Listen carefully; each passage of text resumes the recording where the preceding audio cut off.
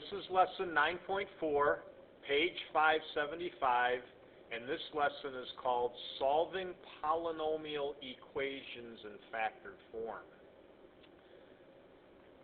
Earlier in the year, this is probably October, in lesson 2.4, you learned the property of zero, the multiplication property of zero. For any real number A times 0 equals 0. So in other words, anytime you multiply something by 0, you're going to get 0 for an answer. This would be equivalent to saying the following. If I have real numbers A and B, if A equals 0 or if B equals 0, then the multiplication of A and B would have to be 0. So this in green is saying if I'm multiplying two things together and I'm getting 0 for an answer, one of those factors had to be a 0. The converse of this statement is true. It's also shown in exercise 49 of the homework, and it's called the zero product property. This is a property you should be getting in your notes. And it basically says what I just stated in green.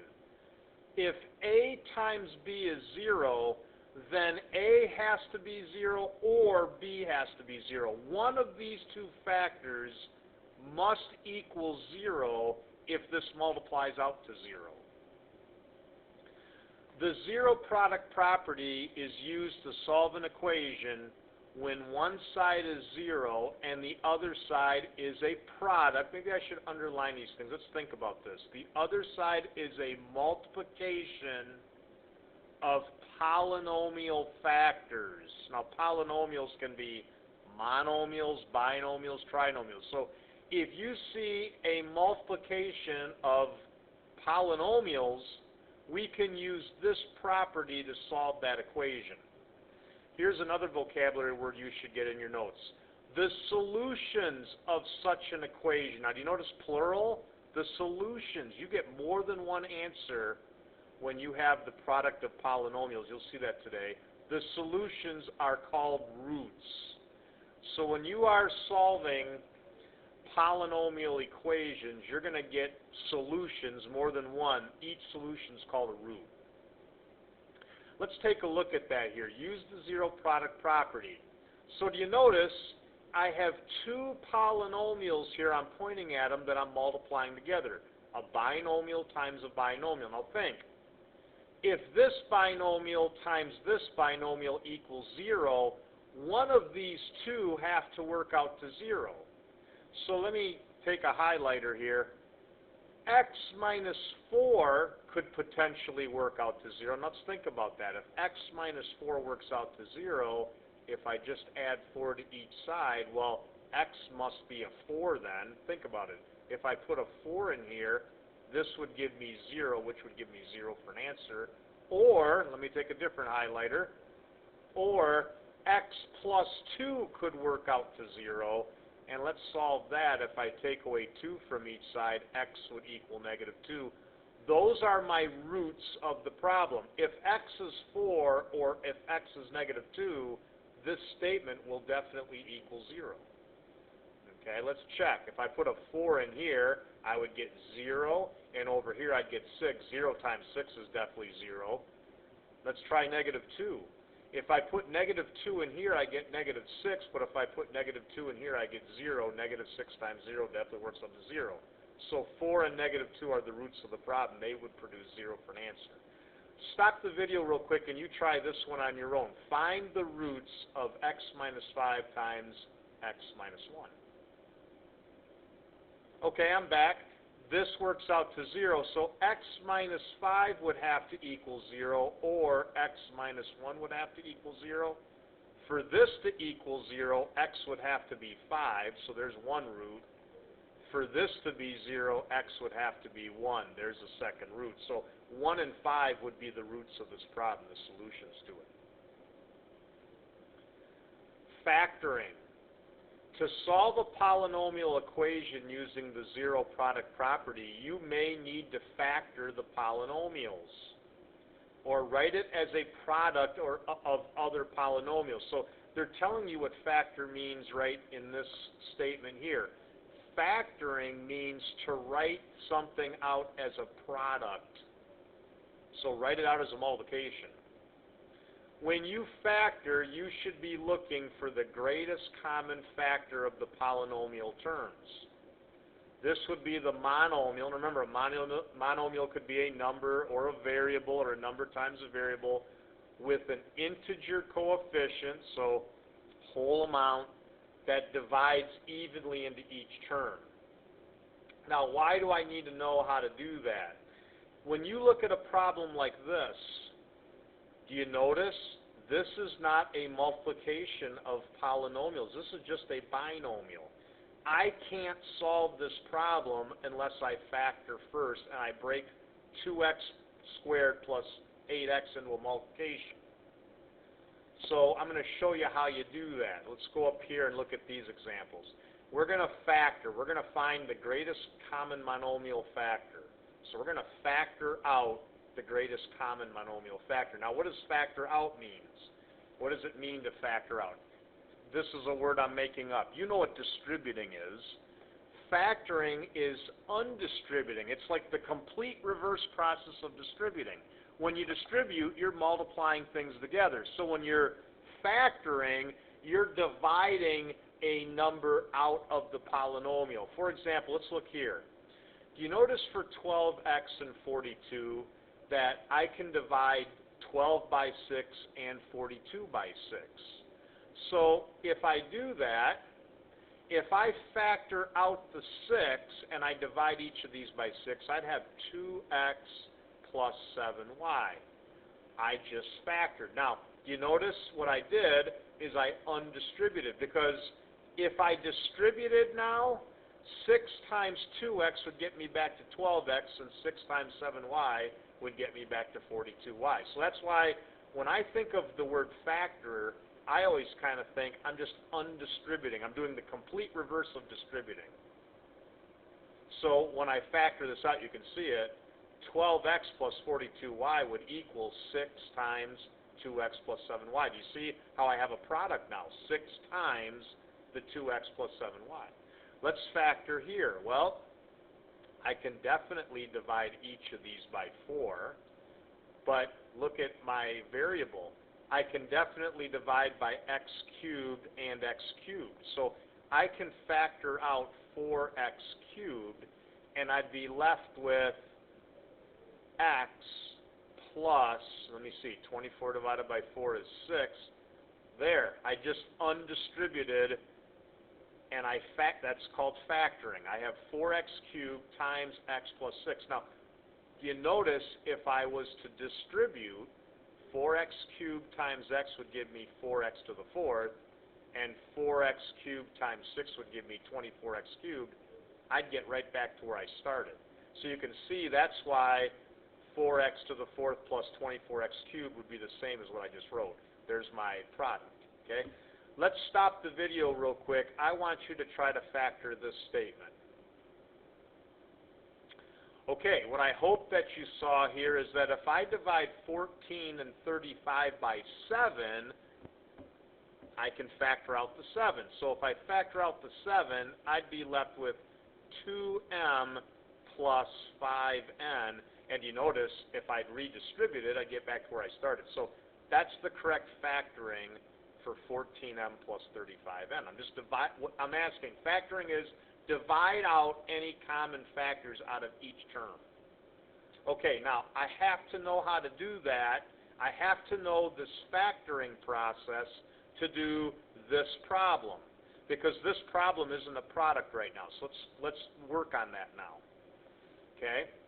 Solve an equation by factoring. Now, I have a little note the book didn't put in here. You use the zero product property to solve nonlinear equations. Now, an equation, think about linear. Linear equations have that form. Do you notice how everything is to the first power? Nonlinear equations have something other than first power. Can you see, I'm highlighting here. Can you see how I have something other than first power?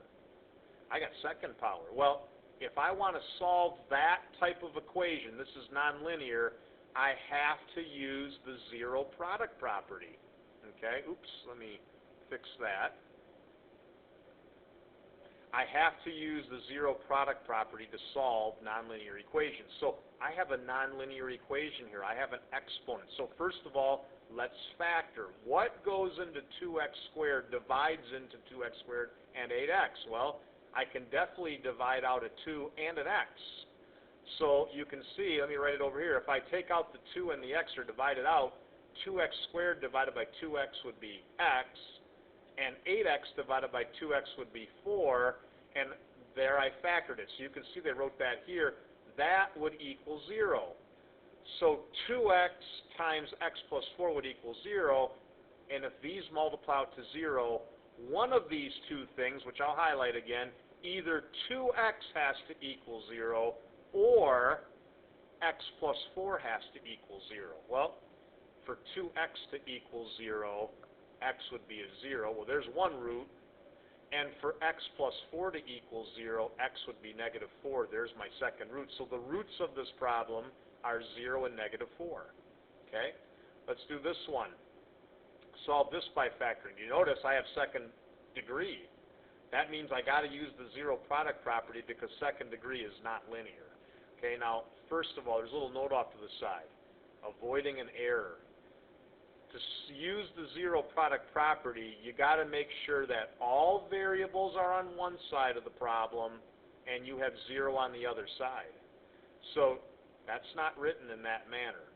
I got to take away 15n from each side of the problem first, and when I do that, I'll have 6n squared minus 15n on the left, and I'll get 0 on the right. Now I can use the zero product property to solve this after I factor it. Let's factor. What number divides into 6 and 15? Well, 3 does, so I'll factor out a 3, and n squared and n, I can also factor out an n. So if I divide a 3n from each, 6n squared divided by 3n would be 2n, and 15n divided by 3n would be 5. I just factored this. Can you see a product? 3n times 2n minus 5. So let me highlight here with a highlighter. 3n could equal 0, or 2n minus 5 could equal 0. Well, this is easy. 3 times 0 would be 0. So one root would be n equals 0. Now this one, 2n minus 5 is 0. Let's solve that. If I add 5 to each side, I would get 2n equals 5, and then I can divide by 2. My second root, as you can see here, would be 5 halves. Those are my two roots, 0 and 5 halves to solve. Okay? Let's pause the video and have you try. Factor each of these, because these are each nonlinear, and solve each.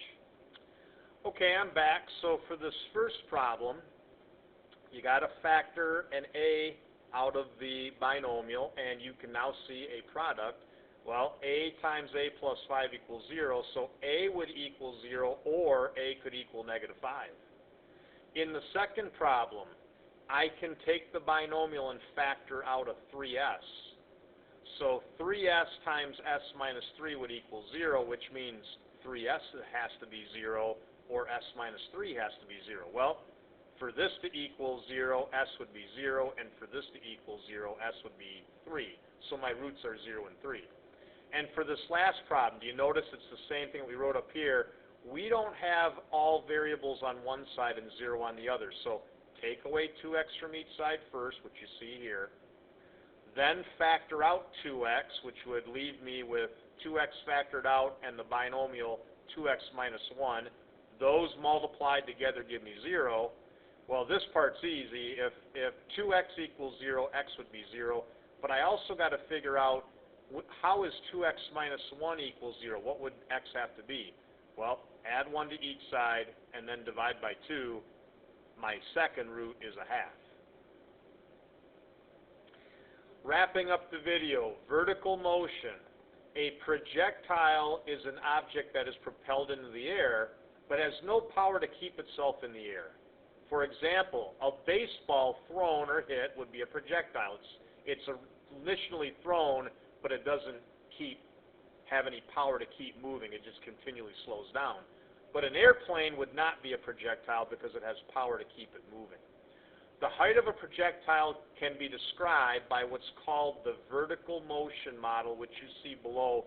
You should definitely get this in your notes. The vertical motion model is a little formula that you can use, which you can find the height of an object at any time.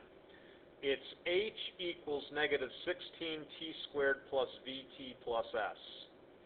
That's something you'd want to remember for quizzes. On my tests, I would put this on my reference page, but for quizzes I won't, so you need to remember it, okay? What do each of these variables mean? Well, h I have in blue. H is the height in feet of the projectile. T is time in seconds. V stands for the initial velocity of the object in feet per second, and S stands for the initial height of the object in feet. And you can use this to solve story problems. So let's look at a story problem. An armadillo is startled and it jumps straight into the air with an initial velocity of 14 feet per second. Okay, so let's think about this here. The height of the armadillo, I don't know. Negative 16t squared, I don't know how long it's in the air. I do know the initial vertical velocity is 14. That's why you see for V we plugged in the 14. I don't know the time. Now, the armadillo, I'm assuming it's on the ground when it jumps. That's why you see a 0 for the starting height. It's starting from the ground. So that's why I put in 14 for V and 0 for S, which now simplifies to this. There's a model of the armadillo's vertical motion. Now here's the next part. I want to figure out after how many seconds, I got to figure out what's T, so I don't know T. How many seconds does it land on the ground? How high is the armadillo when it lands back on the ground? I hope you're thinking its height is 0. Well, that's why I'm going to take a 0 and plug it in for h, and when I do that, I get this statement. Do you see a second degree, a nonlinear equation equaling 0? Okay? To solve this, I have to factor it first. So I'll factor out, I can divide 16 and 14 by 2, and I have t squared and t, and I can factor out a t. So if I factor out 2t, I'd have left as a binomial, negative 8t plus 7. Can you see a product now? 2t times the binomial, negative 8t plus 7 equals 0, so I can now use the zero product property. 2z would have to, 2t I meant to say would have to equal 0, which means t is 0. And negative 8t plus 7 would also have to equal 0. Let's solve that. So to solve this, I would have to quickly take away 7 from each side. Negative 8t would equal negative 7, and then I can divide by negative 8, and t would be 7/8 seconds, which as a decimal works out to what you see here. I'm going to stop the video here. If you have questions, you can ask in class.